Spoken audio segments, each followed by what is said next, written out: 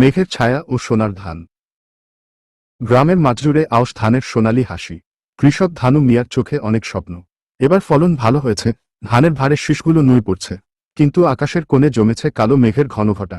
ধানু মাঠের ধারে দাঁড়িয়ে আকাশের দিকে তাকিয়ে দীর্ঘশ্বাস ফেলেন। প্রকৃতি যেন এক অস্থির অপেক্ষায় থমকে আছে।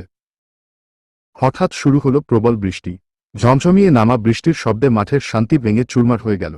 ধানু এবং তার ছোট্ট মেয়ে অঙ্কুর দৌড়ে এসে ধানের ছোট একটি স্ক্রুপ পলিথিন দিয়ে ঢাকার চেষ্টা করছেন।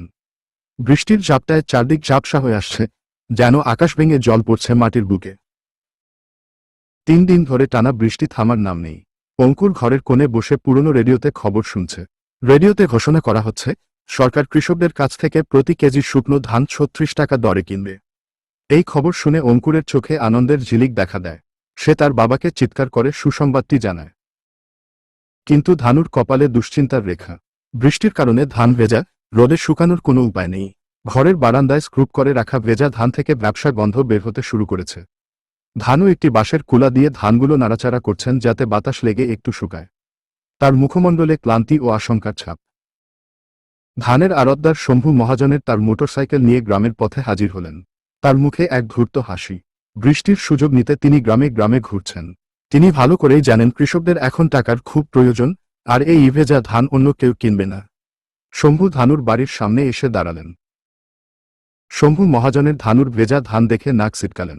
তিনি বললেন, এই পচা ধান কেউ কিনবে না। আমি দয়া করে 18 টাকা কেজি দেব। ধানু আটকে উঠলেন, সরকার তো 36 টাকা বলছে মহাজনের। শম্ভু অট্টহাসি দিয়ে বললেন, তাহলে সরকারের কাছেই যাও, দেখি এই ভেজা ধান তারা নেয় কিনা।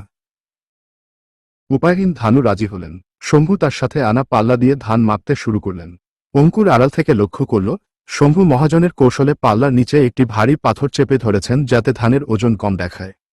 ওজনে কারচুপি দেখে অঙ্কুরের ছোট মনটা অভিমানে ভরে উঠল, কিন্তু সে ভয় কিছুই বলতে পারল না। বস্তার পর বস্তা ধান শম্ভুর ভ্যানে তোলা হলো। অনেক কষ্টের ফসল অর্ধেকেরও কম দামে এবং ওজনে কারচুপি করে নিয়ে যাওয়া হচ্ছে।